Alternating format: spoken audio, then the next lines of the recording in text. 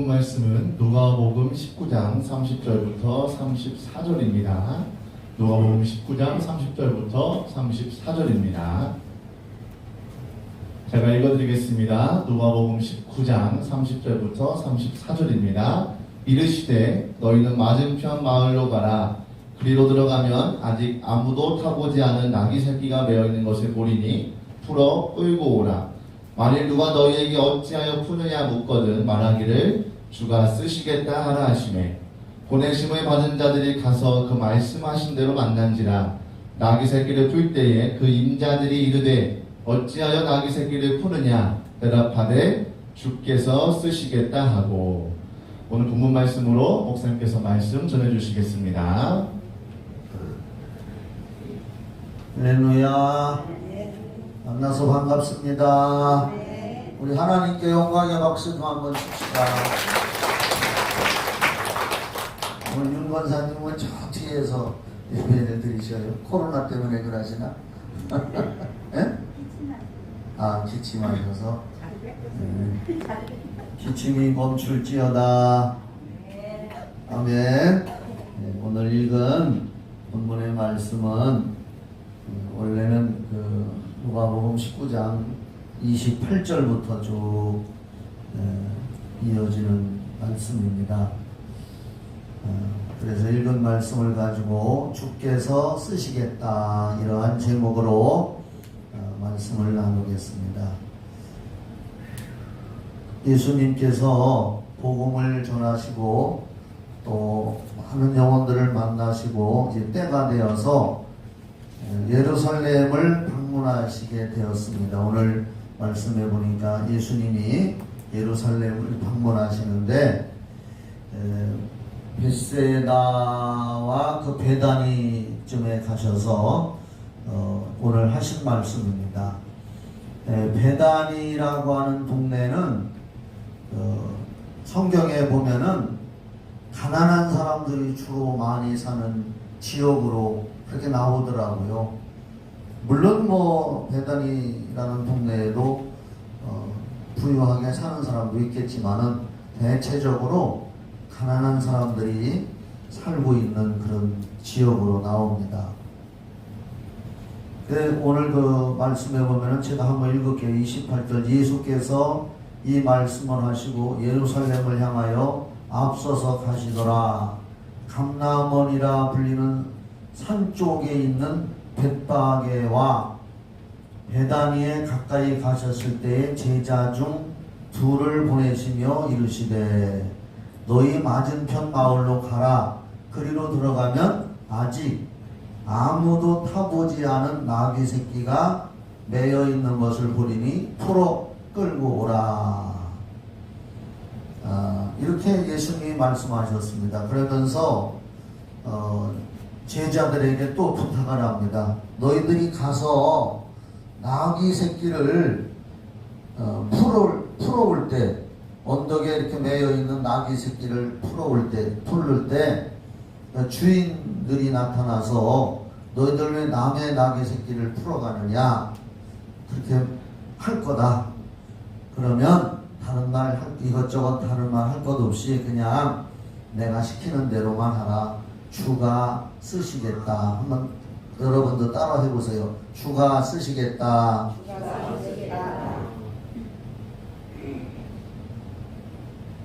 예수님이 때가 돼서 예루살렘으로 가시는데 나귀 새끼를 타야 되기 때문에 하나님의 아들 예수께서 나귀 새끼 타야 돼서 예수님께서 우리 보내서 왔다 이렇게 구구절절히 여러 가지 얘기할 것도 없이 그냥 무조건 왜 남의 나귀를 풀어 가려고 하느냐 하면 주가 쓰시겠다 이렇게만 하라.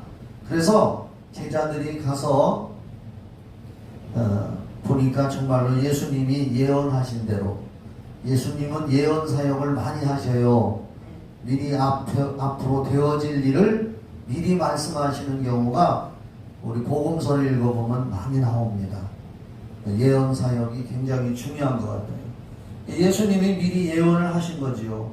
너희들이 가서 나귀를 풀을 때 주인이 와서 왜 풀어가려고 하느냐 할 때에 이것저것 변명이나 해명하려고 하지 말고 내가 시키는 대로 그냥 주가 쓰시겠다고만 하라.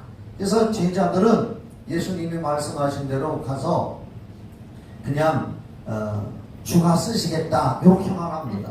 그랬더니 여기 보니까 그 주인이 그냥 그대로 아무 말도 안 하고 그냥 허락해요.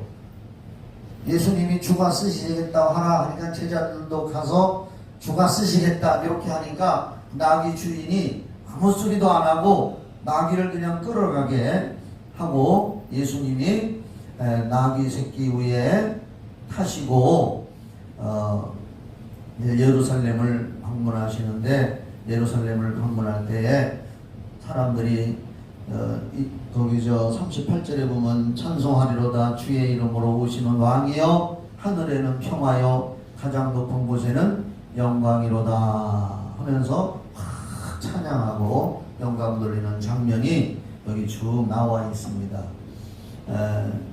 그래서 제가 오늘 이 말씀을 읽고서 읽으면서 제가 영감을 받은 말씀대로 여러분들에게 세 가지로만 말씀을 드릴 테니까 여러분들이 신앙생활하는데 잘 깨달아가지고 실제적으로 또 삶 속에 신앙생활에 적용하는 그런 믿음이 되기를 바랍니다. 첫째로 이 베단이라는 동네는 아까도 얘기했지만은 가난한 동네로 알려져 있습니다. 주로 가난한 사람들이 많이 살고 있었던 것 같습니다. 예수님도 사역을 하실 때 인간으로 오신 하나님의 아들이기 때문에 어떤 때는 배도 고프고 피곤해서 쉬어야 되고 할 때 부잣집에 가서 쉬기보다는 이 베다니에 가서 쉬는 경우가 종종 있었습니다. 근데 가난한 사람들이 그 베다니 동네에 이렇게 살고 있는 걸로 알려져 있는데 제가 이 성경을 읽으면서 가만히 생각을 해봤습니다. 옛날 내가 시골에서 살던 그 풍경이 떠오르더라고요. 이 말씀을 준비하는데. 왜냐하면 가난한 동네에서 그래도 나귀를 가지고 있고 나귀 새끼까지 있는 그 집은 그래도 가난한 사람들이 살고 있는 베단이라고 하는 동네에서 남보다는 형편이 좀 부유한 가정 같다. 내 생각입니다. 그런 생각을 가지고 말씀을 풀어보려고 했습니다. 가난한 동네에서 그나마 나귀와 나귀 새끼를 가지고 있는 이 집은 누군지는 모르지만 그래도 그 동네에서는 그래도 좀 있다고 한 부유한 집이 아닐까. 왜냐하면 제가 어려서 시골에서 사는데 그 동네에서 실제로 우리 부모님들도 그랬습니다. 논밭을 일굴 때 쟁기로 그때는 소가 끄는 쟁기를 가지고 논도 일구고 밭도 일구고 그럴 때 우리 집에는 소가 없었습니다. 우리 집에는 가난하니까 소가 없었어요. 그러면 이웃집에 그래도 부유하게 사는 집에 소를 가서 빌려다가 그 소를 가지고 쟁기질을 우리 집에서 하루 종일 논도 갈고 밭도 갈고 우리 아버지가 그렇게 하더라고요. 그러면 그걸로 끝난 게 아닙니다. 소를 부잣집에서 빌려서 쟁기질을 했기 때문에 그 다음에 그 부잣집에서 뭐를 심든지 무슨 일을 하게 되면 하루 소 빌린 품값으로 아버지가 가서 하루 종일 그 집에 가서 품앗이를 해야 됩니다. 여러분들 기억하시지요? 그러니까 그걸 볼 때에 이 베단이라고 하는 동네에 그래도 나귀를 가지고 있고 나귀 새끼를 가지고 있는 그 집은 그래도 좀 부유한 집이 아닐까. 제가 한번 옛날 우리 한 50년 전, 60년 전에 대한민국이라고 하는 나라 농촌의 풍경을 생각하면서 그걸 한번 생각해 봤습니다. 부잣집에는 소도 있었고 그래도 좀 사는 집에는 그때 당시에 베다니에도 나귀가 있었구나 라고 하는 것을 생각했습니다. 그래서 예수님은 그 좀 부유하게 사는 그 나귀를 가지고 있는 집에 제자들을 보내서 그 나귀를 풀어와서 예수님이 그 나귀의 어린 새끼 나귀, 아무도 타보지 않았던 그 나귀를 타시고 예루살렘을 방문하도록 이렇게 예수님께서 제자들에게 그 나귀를 풀어오라 그랬습니다. 여러분, 이 말씀을 볼 때에 여기서 만물은 주님의 것이라는 것을 여러분 꼭 기억하시기 바랍니다. 만물은 주님의 것이다. 학계서 2장 8절 말씀에 보면은 구약성경 학계서 2장 8절을 한번 찾아보세요. 찾아주세요. 방송실에서도. 제가 설교할 때 성경 구절 얘기하면 빨리빨리 찾아주면 좋겠습니다. 구약성경 학계서 2장 8절에 은도 내 것이요 금도 내 것이니라 만군의 여호와의 말이니라. 다 같이 한번 읽어봐요. 시작. 은도 내 것이요 금도 내 것이니라 만군의 여호와의 말이니라. 이 말씀은 이 세상에 있는 모든 재물, 모든 것들, 그것이 하나님의 것이라는 겁니다. 우리가 지금 가지고 있는 재물 또는 육신의 건강 또는 남보다 뛰어난 어떤 재능 또는 달란트, 이런 것들이 있다면 이것은 다 주님께서 허락하시고 보내주신 것이라는 우리의 신앙의 고백이 있어야 될 줄 믿습니다. 바로 주님은 이 말씀을 통해서 우리에게 그걸 가르쳐 주시는 그 영감을 제가 받았습니다. 신명기 8장 13절로 18절의 말씀도 보세요. 구약성경 신명기 8장 13절로 18절, 신명기 8장 13절로 18절을 제가 읽을게요. 또 내 소와 양이 번성하며 내 은금이 증식되며 내 소유가 다 풍부하게 될 때에 그러나 내가 마음에 이르기를 내 능력과 내 손의 힘으로 내가 이 재물을 얻었다 말할 것이라. 내 하나님 여호와를 기억하라. 그가 내게 재물 얻을 능력을 주셨음이라. 할렐루야. 우리들이 살아가는 모든 삶의 과정 속에 여기 재물이라고 언급을 했는데, 재물뿐 아니라 아까도 얘기한 것처럼 우리들의 모든 재능, 달란트, 시간, 건강, 이런 것들을 하나님이 우리에게 다 주셨다는 겁니다. 특히 우리 예수 믿고 구원받은 사람들에게는 이것을 인정하며 살아가는 거예요. 하나님이 내게 다 주셨다. 그런데 주신 하나님은 필요할 때는, 내가 쓰겠다 할 때는 우리는 불순종하지 말고 그대로 순종하여 나귀 주인처럼 주님 앞에 드려야 할 의무와 책임도 있다는 걸 우리는 믿음으로 인정하시기를 예수의 이름으로 축원합니다. 그러니까 주님은 언젠가 때가 돼서 주의 일을 위해서 쓰게 될 때는 우리에게 허락하셨던 재물, 우리에게 주었던 건강, 우리에게 주었던 살아있는 동안의 시간, 이 모든 것들이 주님의 일을 위해서, 주님의 영광을 위해서, 복음을 위해서 필요하다면 언제든지 주님이 불러내서 쓰실 수가 있다는 것을 이 말씀은 보여주고 있는 줄 저는 믿습니다. 자, 고린도후서 9장 10절로 11절에도 아주 귀한 말씀이 나오더라고요. 고린도후서 9장 10절로 11절 잘 보시면, 심는 자에게 씨와 먹을 양식을 주시는 이가, 심는 자에게 씨와 먹을 양식을 주신다 이거요. 너희 심을 것을 주사 풍성하게 하시고 너의 의의 열매를 더하게 하시리니. 농부를 위해서입니다. 농부들이 논밭에다가 씨를 뿌리고 또 먹을 양식을 수확하는데, 사실은 그렇게 하기까지 하나님 아버지께서 먹을 씨와 또 심을 것을 풍성하게 주셨기 때문에 또한 그것을 삶 속에다가 심어 나간다는 것입니다. 그러면서 11절에 너희가 모든 일에 넉넉하여 너그럽게 연보를 함은, 여기 연보라는 말은 헌금으로 번역할 수도 있고 헬라어로는 이것이 축복의 씨앗으로 번역이 되어 있습니다. 그래서 우리가 하나님 앞에 헌금을 하는 것은 축복의 씨앗을 심는 것과 마찬가지다. 그래서 너희가 모든 일에 넉넉하여 너그럽게 연보를 함은 그들이 우리로 말미암아 하나님께 감사하게 하는 것이라. 오늘 이 베다니에서 말씀하신 예수님 앞동네에 가면은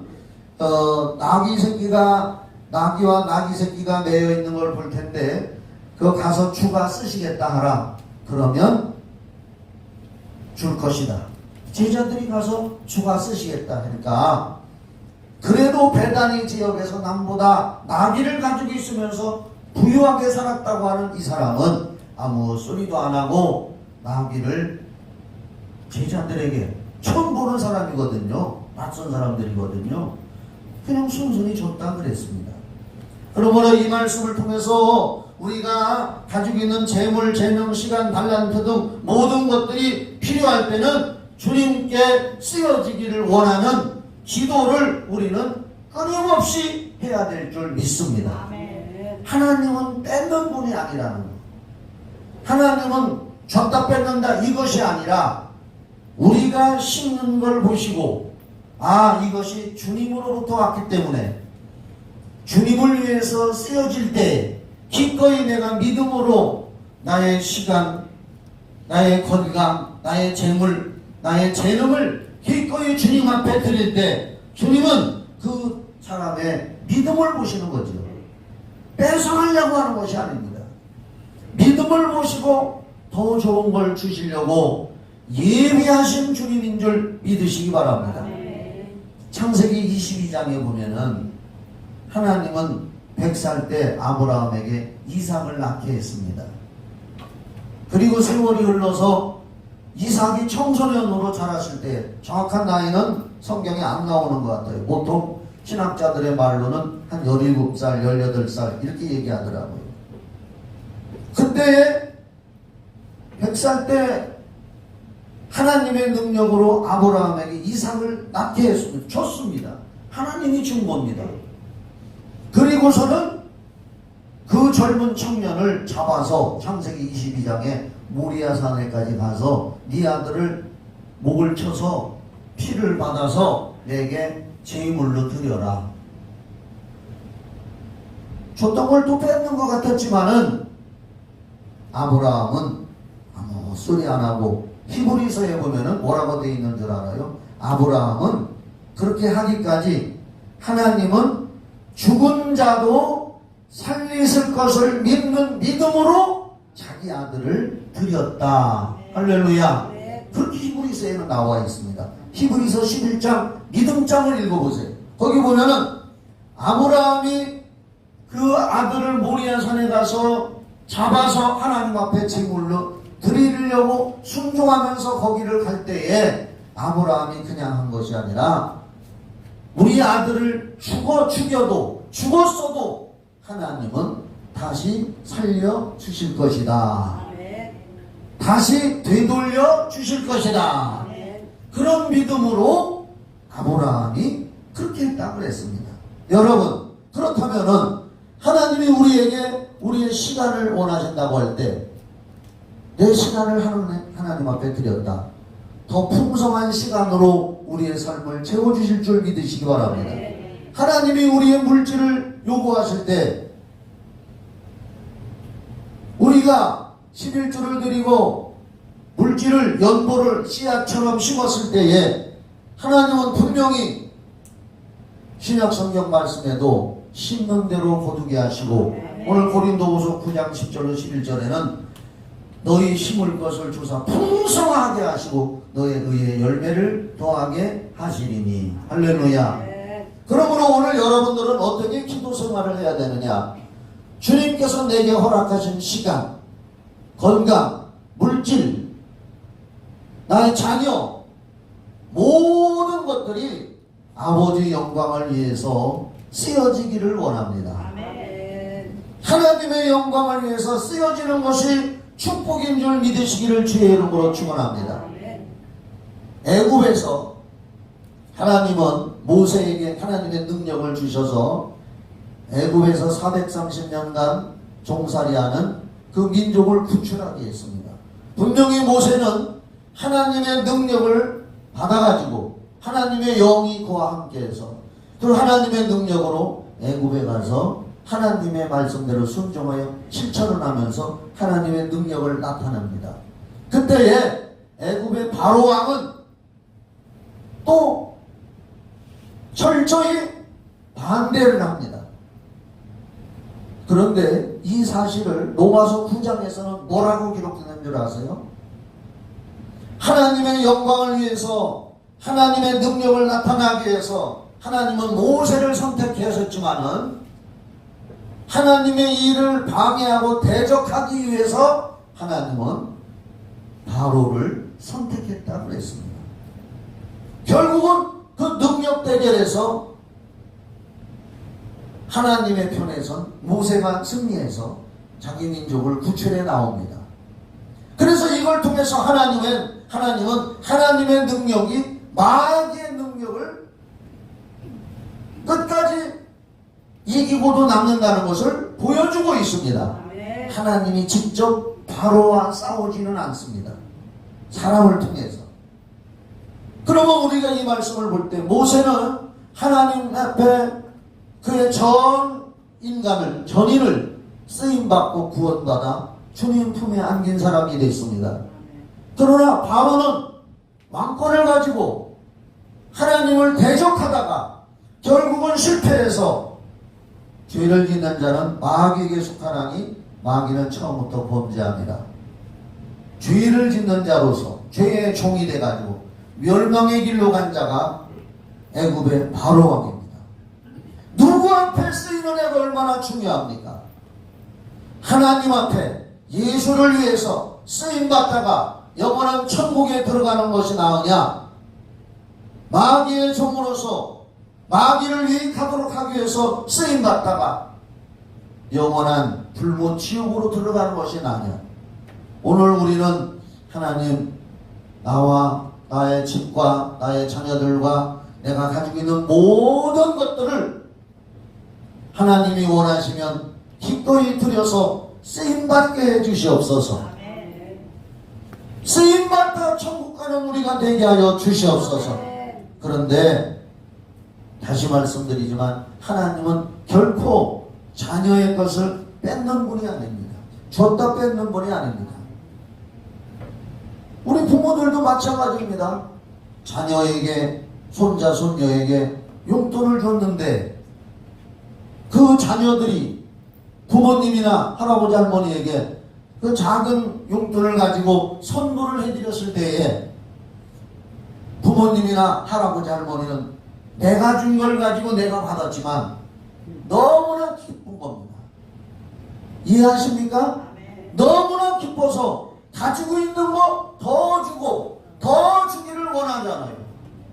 어른들 부모님의 마음도 그렇거니와 하나님은 오늘 우리에게 모든 준 것을 가지고 하나님 앞에 기꺼이 쓰임받기를 원해서 그분께 드리는 믿음을 보시기를 원하시는 줄 믿으시기 바랍니다. 바로 베세다 지방에서 보낸 그 나귀 새끼,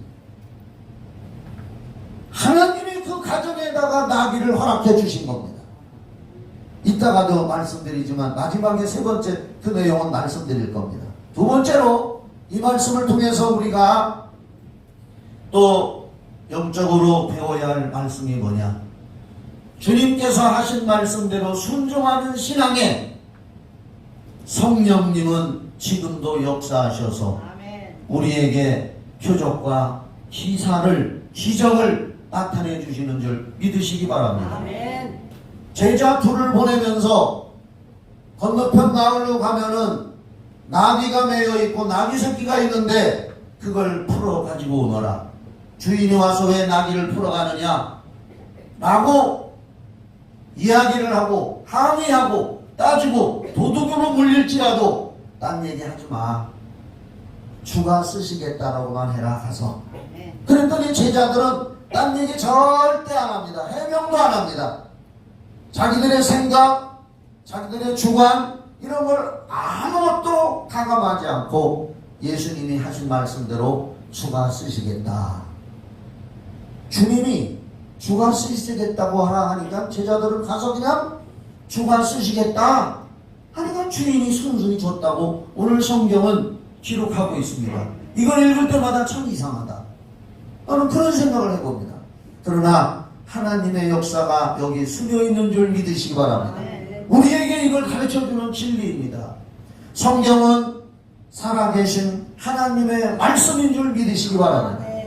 우리가 성경에서 하신 하나님의 말씀의 명령대로 우리가 철저히 순종해 나갈 때 하나님은 우리의 삶 속에 우리의 믿음을 보시고 지금도 성령으로 역사하셔서 히브리서 13장 8절 말씀에 뭐라고 기록되어 있습니까?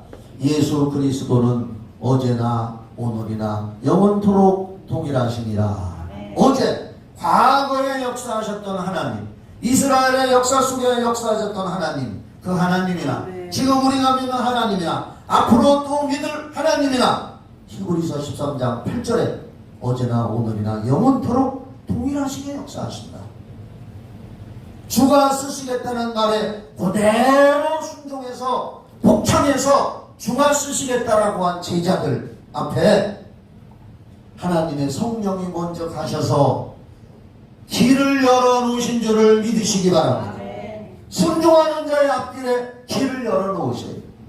저는요 구약성경에 다윗이 골리앗과 싸우러 갔을 때에 그 골리앗이 이스라엘의 하나님을 모독하고 다윗이 섬기는 하나님을 모독할 때에 다윗이 뭐라고 했습니까? 너는 칼과 창과 탄창으로 내게 나오지만은 나는 우리가 섬기는 만군의 여호와 하나님의 이름으로 너에게 가노라. 오늘 너를 쳐부시고 너의 고기로 공중에 새 밥이 되게 하리라.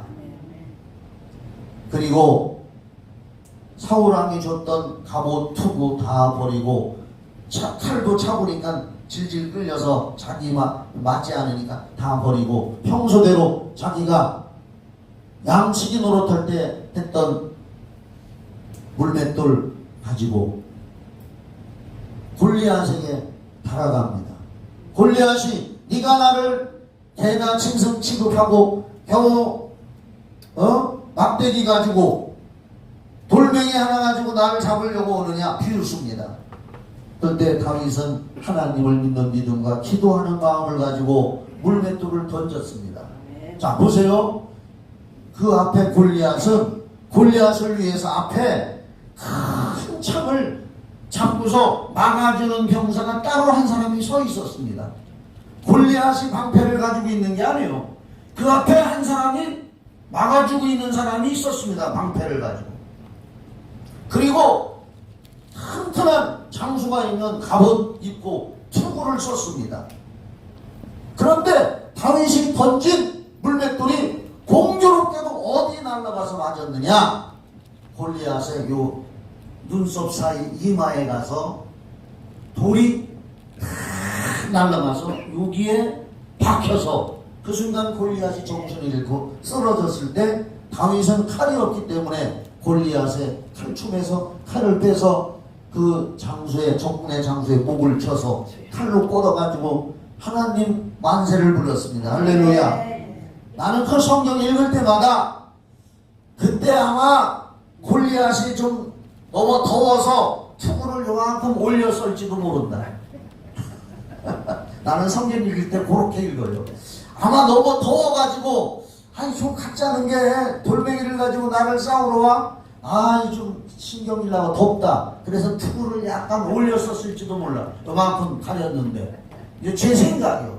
요만큼 올렸었는데 공교롭게도 다윗이 던진 것이 공교로운 게 아니라 다윗이 믿음으로 하나님을 위해서 그 돌을 던졌을 때, 물맷돌을 던졌을 때에 하나님의 성령께서 아멘. 할렐루야, 아멘. 성령께서 그 날아가는 돌멩이를 보이지 않는 손길로 잡으시고 아멘. 거기에 원동력을 베풀어 넣어서 아멘. 골리앗의 이마에 정통으로 맞추고 기절을 하게 한 줄 믿으시기 바랍니다. 아멘. 아멘. 하나님의 성령님은 그런 분이십니다. 아멘.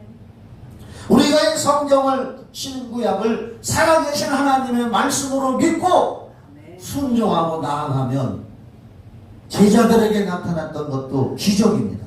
아멘. 주인이 항변하지 않고 왜 남의 낙이 도둑질해 가느냐, 이놈들아 너희들 누구냐, 경찰 부른다. 그때 당시 경찰이 있는지는 몰랐지만 뭐 그런 내용이 하나도 없습니다. 그들의 앞길에 하나님이 길을 열어주시고 상황을 순탄하게 한 줄 믿으시기 바랍니다. 아멘. 그러므로 우리의 믿음과 신앙은 주님이 말씀하신 대로 그대로 순종하는 겁니다.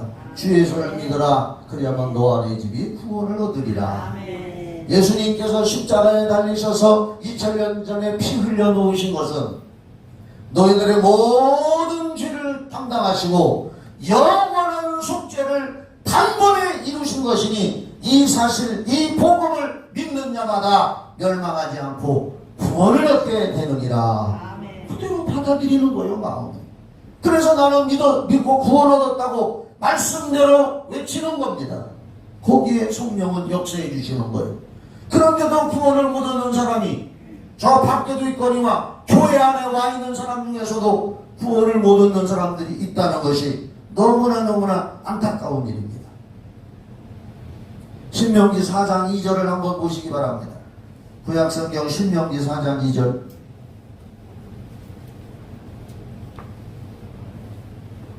같이 읽어봐요. 시작. 내가 너희에게 명령하는 말을 너희는 가감하지 말고 내가 너희에게 내리는 너희 하나님 여호와의 명령을 지키라. 여기서 가감이라는 말이 뭐냐? 더할까 뺄감이요. 한문으로 말하면 더하지도 말고 빼지도 마라.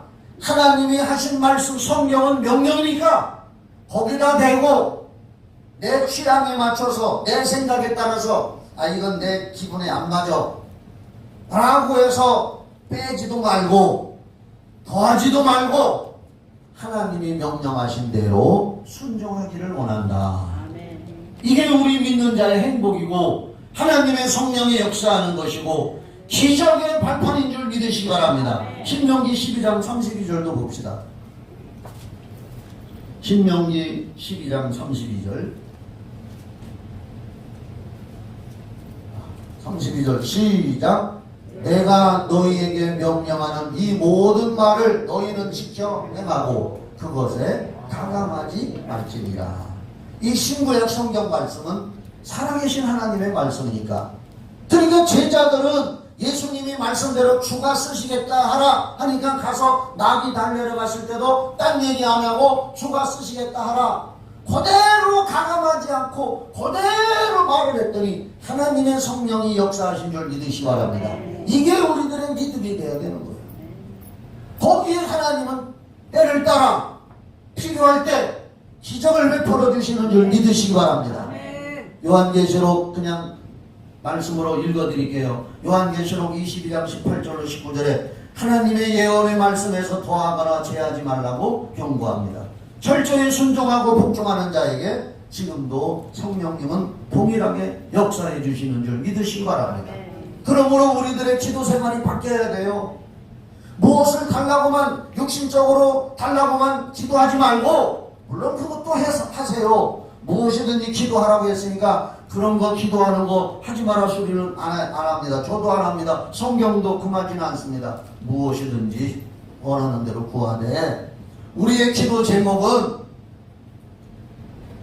주님 원하시면 나와 나의 모든 걸 써주시옵소서. 주님이 말씀하신 대로 순종하는 믿음의 길을 갈 수 있도록 이 험난한 죄악 세상에 유혹되지 말고 물들지 말고 그저 주님이 명하신 대로 따라가는 거룩한 길을 가게 하여 주시옵소서. 이런 기도하시기를 예수 이름으로 축원합니다. 마지막으로 세 번째 하나 더 말씀드립니다. 오늘 성경에 보면은 예수님이 어린 사람이 타보지 않은 어린 나귀 새끼를 타고 예루살렘 가신다고 말씀하고 예수님이 제자들이 끌고 온 사람이 타보지 않은 어린 나귀 새끼를 타고 예루살렘을 방문하셨습니다. 만약에 그때 당시에 예수님께서 좀 이름 내고 뻐기고 싶다면 말을 타고 갔을 겁니다. 말을 타고 백마를 타고 갇혀있고 사람들을 이끌고 앞뒤에서 찬양하며 호산나 부르면서 왕처럼 입성하실 것입니다. 그러나 예수님은 보잘것없는 나귀를 타고 가셨습니다. 왜 나귀를 타셨느냐? 스가랴 9장 9절을 보세요. 구약성경 스가랴 9장 9절.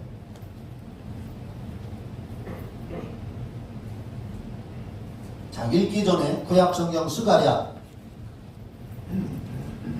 학계 스가랴, 말라기 전이 스가랴예요. 스가랴 9장 9절. 여기 읽기 전에 날 봐요. 스가랴라고 하는 선지자, 구약시대의 선지자입니다. 선지자가 예언을 했어요. 예수님 탄생 전 520년 전에. 몇 년 전? 520년 전. 주전 520년이요.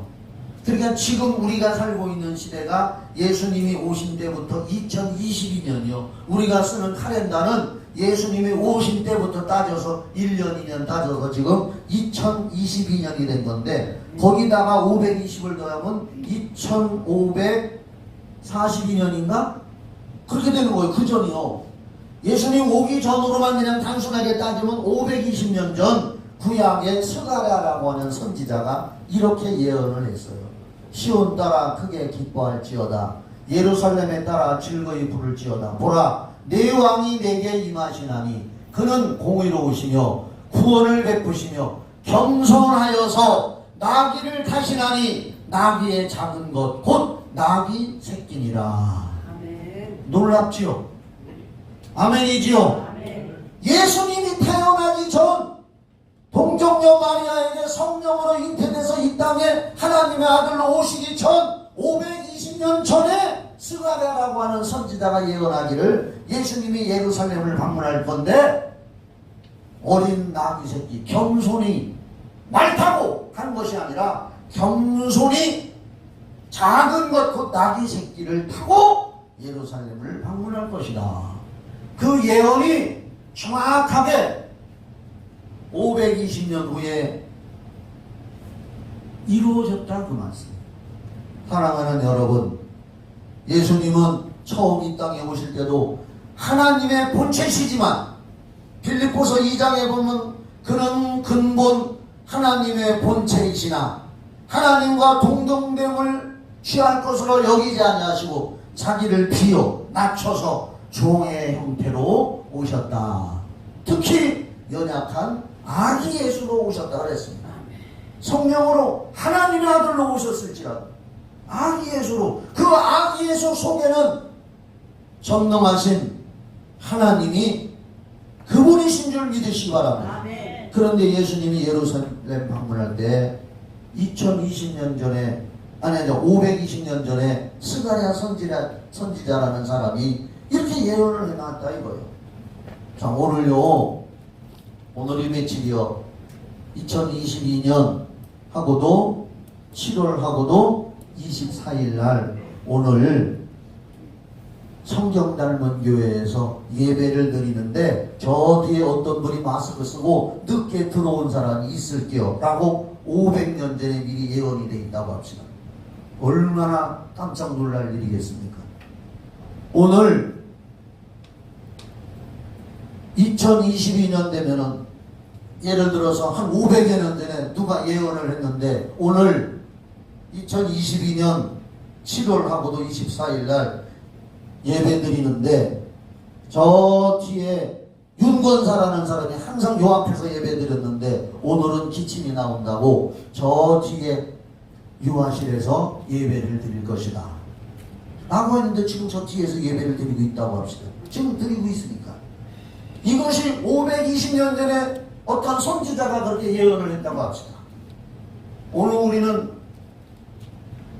세상 말로 말해서 미치고 팔딱 뛸 거예요. 깜짝 놀랄 거예요. 예수님이 나귀 타고, 어린 나귀 타고 예루살렘에 방문한다고, 예수님이 오기도 전에 520년 전에 스가랴 선지자가 이렇게 예언을 했습니다.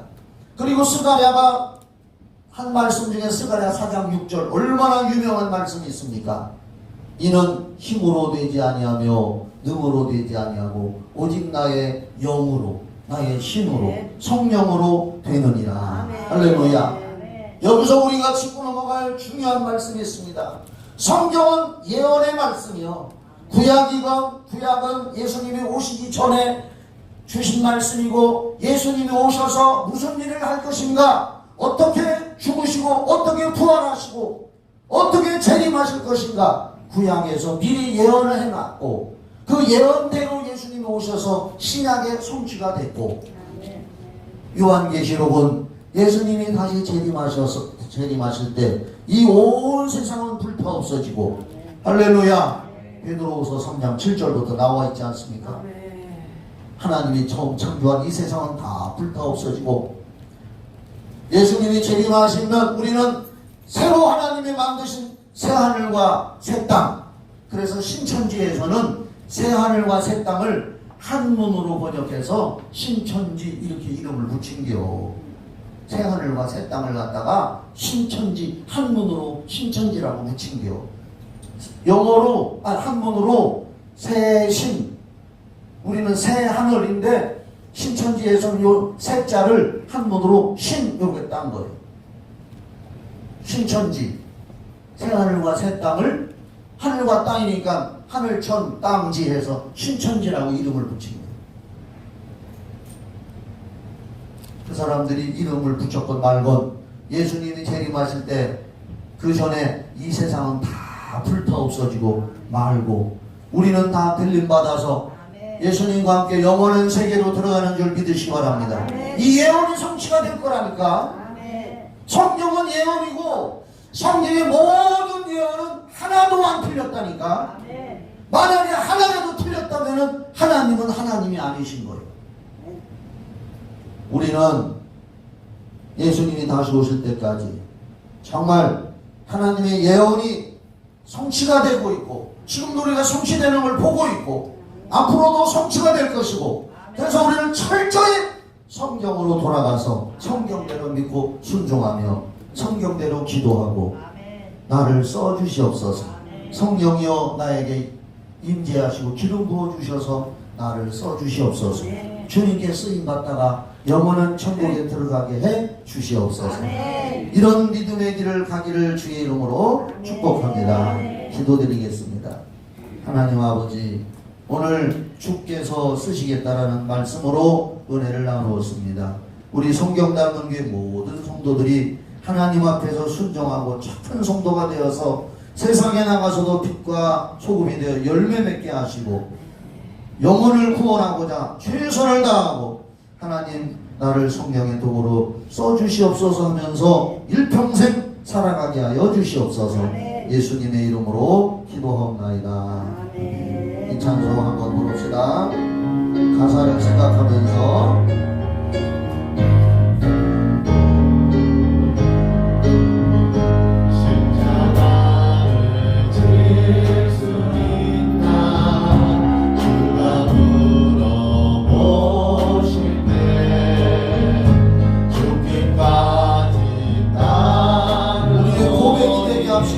말씀 듣고 이 찬양 우리의 고백이 되도록, 우리의 기도의 고백이 되도록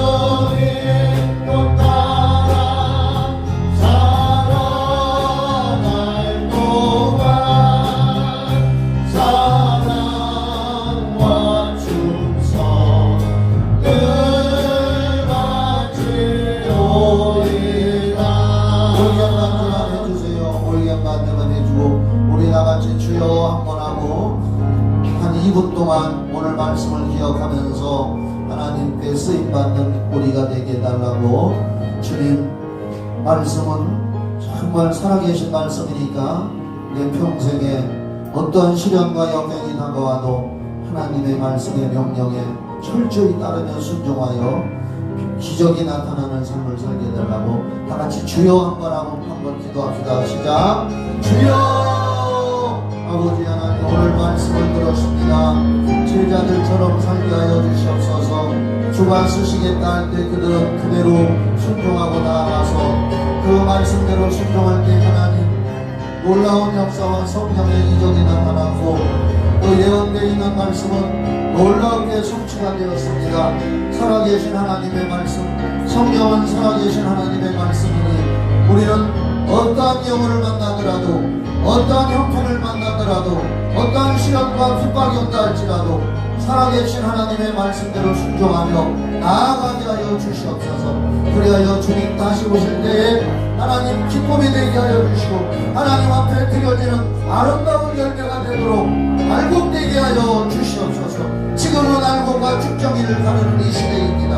하나님, 우리는 알곡으로 주님 앞에 끝까지 드려지는 저희들 되게 하여 주시옵소서. 4절만 도르고 축도합니다.